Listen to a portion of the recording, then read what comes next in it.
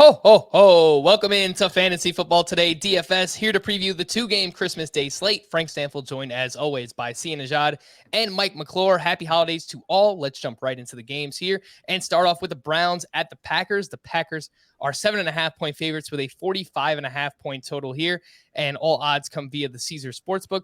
For the Cleveland Browns, they still have 18 players on the COVID list at the time of recording this, Thursday afternoon, but Baker Mayfield and Jarvis Landry will be eligible to play in this game. Their 10-day quarantine ends on Friday. Kareem Hunt not expected to play as he's dealing with an ankle injury. Myles Garrett did not practice Thursday. He is officially questionable for this game. On the Packers side of things, they have two players on the COVID list, including Marquez Valdes-Scantling, who will likely be out for this game. Aaron Jones was limited at practice on Wednesday. Originally, I was going to ask you guys whether or not we're playing Jonathan Taylor or Davante Adams, but after I started making some lineups, I realized that you could actually play both of those guys in the same lineup pretty easily. So I'll just start off with the Packers side of things. With no MVS here, there's some value open. Allen Lazard is 4,100. We have some cheap tight ends as well. So, Mike, we'll start with you. How are you feeling about the Packers passing game in this spot? I love the Packers passing game when you start with Davante Adams. For me, it's a free square. You plug and play him, and you kind of move on unless you're making a strong case to fade in big tournaments. But other than that, tight end Josiah DeGuara, I think that he's my favorite punt tight end on the slate. I think that most of the punt tight ends will be coming from this game. So on the other side, you'll obviously have Harrison Bryant and David Njoku potentially. But for me, I like Josiah DeGuara. I think that if you have him and Davante Adams, you can get away with not necessarily playing or paying up for Aaron Rodgers if you don't want to, because I think that's where a large chunk of the passing volume is going to go. So that's where I would look for the Packers side. I don't have a ton of interest in jamming Lazard or any of the other players right now, just because I think there's some opportunities on some of the other teams on the slate that are a little bit more, I don't want to say reliable, but I like the game scripts a lot more for them. All right. When it comes to Josiah DeGuara, he is $2,800 over on DraftKings. And in week 15, he ran 21 routes compared to just 10 for Mercedes Lewis. So I do agree. If you're looking at a Packers tight end, it's Josiah DeGuara for me as well. Sia, what do you think about stacking the Packers side here? Aaron Rodgers, 7,400. He's the highest priced quarterback on the slate. I think most people will be deciding between him and Kyler Murray. What say you when it comes to Aaron Rodgers? Yeah, and we talked about this on the Tuesday FFT DFS show, that Kyler Murray, there seems to be an issue there, perhaps with his ankle, maybe his shoulder. We've seen the gradual wind down of Kyler Murray even last year. So I'm a little nervous about that. I mean, if I'm making 5 lineups, Kyler Murray is probably my quarterback in 1, but the other 4 are going to be Aaron Rodgers. So yeah, I absolutely. And by the way, there is a narrative building here. We thought Aaron Rodgers was in the MVP race this whole year, but with Tom Brady kind of falling off and then, of course, all of his receivers being injured, this is really a game which is going to get national attention, where Rodgers can kind of put his stamp on the MVP in front of everybody, which Rodgers is going to soak in quite well. So even if this game perhaps gets out of hand, I don't think Rodgers necessarily stops throwing the ball. So with that said, Aaron Rodgers with 2 pass catchers makes a lot of sense to me. Davante Adams, I think, Aaron Jones' status, he seems to be kind of trending in the wrong direction. I think A.J. Dillon in cleanup time certainly makes sense. And honestly, he's getting a split share at this point anyway. But if I had to stack Rodgers with another pass catcher, it would be, other than Adams, of course, it would probably be Allen Lazard. I totally see Mike's point on DeGuara. I think Mercedes Lewis is at least in play because he's cheaper, and he did catch some balls last week. He does tend to catch 2 or 3 balls and does a decent amount with them. So Aaron Rodgers with Adams and Lazard or DeGuara is probably going to be the play for me. All right, Mike, what do you think about the Packers running game here? Aaron Jones is 6,800, A.J. Dillon 5,600, and last week Jones had 15 touches, A.J. Dillon only had 8. So it seems like maybe things are kind of swinging back in the favor of Aaron Jones. Yeah, things tend to be swinging that way, which I think that they want to use him in the passing game a little bit more too. Very interesting on the practice. I don't know if the knee being limited in practice is just maintenance really because he's had issues throughout the season, or if it's really flaring up again. Something to monitor, but I do think that those backs will be a very interesting pivot, because everything I'm looking at, just running some numbers for this, it looks like we all know everyone's playing Jonathan Taylor, much like Davante Adams, but it looks like the Arizona Cardinals running backs are going to be popular. And looking at the price point, it makes a lot of sense. Edmonds is down to 4,700, James Conner 6,000. So I do like pivoting to the running backs. I kind of mentioned that we know that we like the Packers. They should put up points here. My favorite way to attack this slate is going to be to fade Aaron Rodgers, play Davante Adams, and potentially the tight end, but then maybe grab one or both of these running backs. And through having that, you should get pretty good exposure to Aaron Rodgers outside of, rushing touchdowns for him, or just a heavy Allen Lazard game, which I'm willing to fade, frankly, and gives you a little bit of roster differentiation. So I do like the running backs. I would say that Aaron Jones, because of the price point there, all the way up to 6,800, I think that pivoting to him, as long as he is active, is going to be a really nice move off of what I think will be very popular James Conner and or Chase Edmonds in this game, or this slate. All right, let's move on over to the Brown side of things and see, are you looking to pay up for Nick Chubb? He is 7,200 in this spot. Obviously, they're pretty big underdogs as of now, 7.5 points. Had 24 touches last week against the Raiders in that game without Kareem Hunt.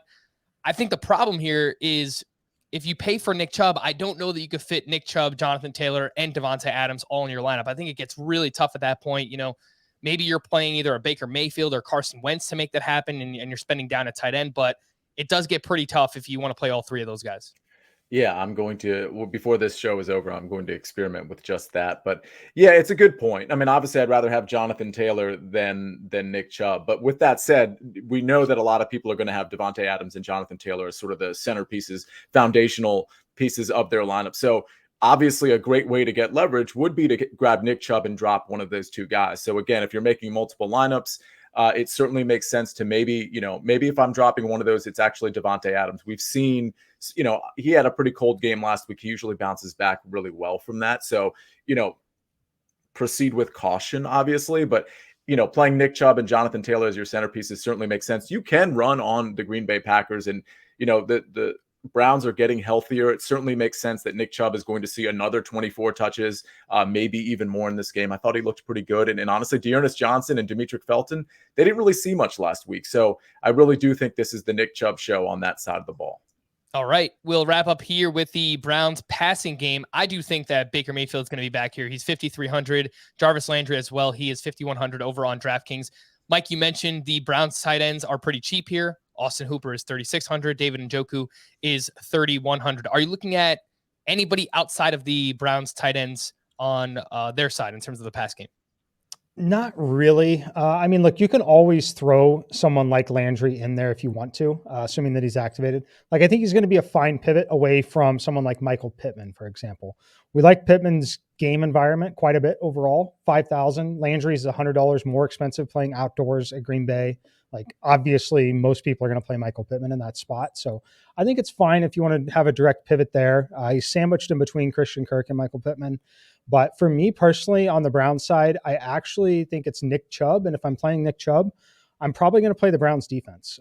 You talk about it a lot on these two-game slates. It's okay to get weird, especially with the defenses like that. At 2,500, there's a scenario where this Browns-Packers game still remains relatively low scoring, a lot like the Seahawks-Packers game that we saw 3 weeks ago now, I believe. I think that we could see another repeat of that, where the Browns defense at 2,500 can still get there even against Davante Adams. So that's going to be if I'm playing Nick Chubb, that's what I would want to do. If you're playing Nick Chubb, I would want to just go ahead and really double down, correlate it with the Browns defense. But that's really where my interest lies in the Browns. Like, you could punt with the tight ends if you want to. I'm electing to not play Aaron Rodgers at quarterback, but still get his weapons. So it's going to be DeGuara for me at tight end. But limited exposure to the Browns, but I will have their defense. Let's move on to the Colts at the Cardinals. The Cardinals are 1-point favorites with a 49-point total. This total is actually the highest of any game in Week 16, which just tells you everything you need to know at this point. The Colts offensive lineman Quentin Nelson returned to practice on Thursday. Center Ryan Kelly did not. And then for the Cardinals, James Conner did not practice Thursday. Cliff Kingsbury said both Conner and Rondale Moore are game time decisions. So, we'll start with, if James Conner is out, is Chase Edmonds just an auto play at 4,700? I don't want to say he's an auto play. He wouldn't be a lock for me. I mean, I'd be interested in some leverage plays off of Chase Edmonds for obvious reasons, because most people will be like, all right, Chase Edmonds, the number one running back on Arizona in a high total, certainly makes sense. But there's probably going to be at least half my lineups where I just pivot off of Chase Edmonds in that case. But certainly, like for cash, I mean, I think Chase Edmonds would make a ton of sense if James Conner is out. All right, let's continue on here with the Colts passing attack. Are we interested in going back to Kyler Murray? He is 7,200. Mike, would you look to play him alone? Are you playing him with a pass catcher? Christian Kirk is coming off a big game. He's 5,400. I think Zach Ertz, if you want to spend up on a tight end, he's really the only one that I see on the slate. He's 4,800 as well. What are you thinking there? Yeah, so for me on Kyler, I'm very worried, first of all. He hasn't had the rushing upside that we're used to seeing with him, and it's reflected in some of his fantasy scores and, frankly, their results in games. But if I were to play him, I would stack him. I would have a double stack. It would be a little bit more of an unconventional double stack, though. It would be taking advantage of just the Cardinals as a team more than anything. So what I would do there is, let's assume that James Conner doesn't play or is definitely limited. I would stack him with Chase Edmonds at running back and then Christian Kirk at the wide receiver spot, because that's how the game would likely project out. And I would obviously have Jonathan Taylor in those lineups as well. So that's how I'm looking to use Tyler personally. I'm mostly going to be off of Zach Ertz. I know that's the reason for that is I know that's where people want to go, right? Mm-hmm. When you're stacking Kyler Murray at this point, it's very predictable that that's what that lineup's going to look like for the most part. So I'd like to get a little bit different and then double down on, Chase Edmonds' ability. Hopefully Connor is limited. Hopefully they're throwing the ball down the field. I will note that Zach Ertz is also on the injury report. He is dealing with a hamstring injury. I fully expect him to play, and he will, but just something to note in that spot this week. All right. Sia, what do you think about the Cardinals passing attack? Obviously, it seems like you're a little bit worried about Kyler Murray, but if he is healthier or, if he's close to what he should be, then we know what his upside can be, obviously. And Christian Kirk is coming off a big game. There's obviously AJ Green. DeAndre Hopkins is out for the rest of the season. If Rondale Moore can't go, Antoine Wesley is a name I think you should just keep in mind, because he's min price at $3K. He played 85% of the snaps last week. If you are stacking the Cardinal sides, Sia, how are you looking to do it? Yeah, Wesley's certainly interesting as a contrarian low price play. I mean, if you recall, they had a fourth down somewhere inside the red zone, and Kyler went without hesitation, went to Wesley in the end zone. It was not a catch and score. But anyway, the point is, you're right. Not only is he playing the snaps, but he's clearly a trusted receiver in this core. I agree with Mike. If I'm going to stack this, it's going to be Kyler Murray, Christian Kirk, Chase Edmonds. That assumes James Conner is out. I do like this stack. That very stack I definitely will be playing. It just happens to be my second favorite stack. And the reason for that, I'm a big Kyler Murray guy, more so than Aaron Rodgers, frankly, when it comes to fantasy. But, I really am nervous about this ankle issue. And frankly, I don't think everybody else necessarily is. Like, I think Kyler's still going to get a ton of ownership, not as much as Aaron Rodgers, but he's still going to be way up there. So it's not like playing Kyler is going to be contrarian. I mean, maybe it is. I don't know, Mike, maybe you have an opinion on that, but I think a lot of people will be on Kyler in this just 2-game slate. So give me that stack for sure. I probably will also be off Zach Ertz because I think he'll be pretty popular.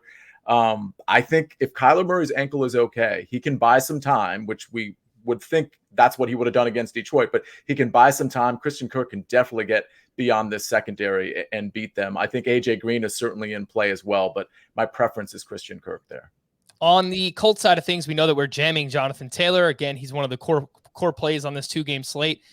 Anybody else? I mean, Michael Pittman is down to 5K, but the Colts, they've had a lack of pass volume, really the past month or so. Carson Wentz, 22 pass attempts or less in 3 of their last 4 games. Maybe in this spot, they get pushed a little bit more. They have to pass. Mike, what are you thinking about the Colts passing attack here and Michael Pittman down at 5K? Well, if you followed the way I play a lot, you will know that Carson Wentz is the quarterback I'm playing on this slate. He's my favorite quarterback here. So what I expect from Indianapolis is I expect them to be able to move the ball between the 20s incredibly well against this Arizona Cardinals defense, especially the state that this defense is in. What I expect is for things to tighten up in the red zone. That makes sense. It's a very obvious statement, but I expect it to tighten up in the red zone to the point where you could still get there. So what you're looking at on Wentz, like we're only looking at 150 to 180 passing yard type game, but do we get the touchdowns in the red zone? That's what I'm willing to gamble on just because of the price point at 5,400 on this smaller slate. It lets me comfortably get Pittman. I can get Adams, I can get Taylor, I can get any other running back I want, whether it's Nick Chubb, any of the stars. I can load up and have all of them in my lineup. So for me, because I'm electing to get my exposure to Green Bay the other way, I personally am going to end up playing Carson Wentz, Michael Pittman, Jonathan Taylor as my primary stack, and I will have Chase Christian Kirk on the side in that game as of right now. All right, see, we'll wrap up here with your thoughts on the Colts. Are you looking to play anybody outside of Carson Wentz, Jonathan Taylor, Michael Pittman? Yeah, by the way, I love what Mike said about Carson Wentz there, the value there. And given this total, I can certainly see a scenario where Carson Wentz moves the ball pretty effectively, particularly between the 20s.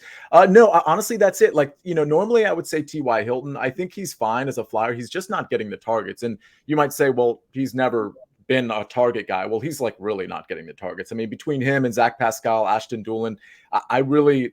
If I had to pick one, I guess I would go T.Y. Hilton because he does have big playability, but it's really hard to get there. I think Jack Doyle, just as maybe a contrarian tight end, might be in play off of your like Zach Ertz's, for example. That might be interesting. But no, outside of the stack that Mike recommended, I don't think I'm going to get there. I wanted to ask you or Mike, though, is Nyheim Hines in play at all here? So Nyheim Hines is... trying to find what his price is. 4,000. Yeah, I mean, that's been priced. What do you think, Mike? Oh yeah, very, very, very much in play. The issue, and the only place you're really getting to him though, is if you're leaving salary on the table. It's not terribly difficult. I mean, I suppose if you're playing Aaron Rodgers and want to go that route too, the salary maybe is needed. But for me personally, if I'm playing Nyheim Hines, I'm almost definitely stacking him with Carson Wentz. His rushing volume is just gone, just absolutely gone. We're used to seeing games like early in the year when they're both playing where he's going to get 7, 8, 9 carries. Those days are gone. He didn't have a single carry against New England. He had 3 against Houston, a game that they won 31-0. Jonathan Taylor is the workhorse. Jonathan Taylor is getting the football. Where he does become involved is in the red zone and in the passing game. 2 places where you score fantasy points. But if I'm playing him, I'm going to stack him with Carson Wentz because the likely scenario is that he's catching a touchdown pass from Carson Wentz or he's catching 3 to 4 passes from Carson Wentz because the game is ultra competitive or they're trailing. Jonathan Taylor just ripped off a big run. He's got to be the one on the field for 3 or 4 plays. But yeah, on a short slate, like look at him as an expensive tight end, essentially, right? At $4,000 when you have all the other tight ends, like look at him in that scenario. So for me, the scenario there would be basically how I would get there is I would remove Michael Pittman from my stack and I would play Jonathan Taylor, Carson Wentz, and Nyheim Hines, all 3 together. And basically you're saying that you're going to, the work's going to the running backs. And I think that that's a pretty good play. Nice call out there. All right. Yeah. I was just putting a lineup together that featured, you could get Carson Wentz, Taylor, Nick Chubb, Devontae Adams, Christian Kirk, Nyheim Hines at the flex. And then the Browns defense, you have 4,250 left for your wide receiver 3 and tight end. So it's definitely doable if that's a route that you want to go down here in this spot. We're going to wrap there for Sia and Mike. I am Frank. Thank you all for listening and watching Fantasy Football Today DFS. If you haven't yet, make sure to check out our deep dive for the entire main slate here in week 16. That should already be in your podcast feed. Of course, you can find it on YouTube as well. We will see you on Tuesday. Bye-bye.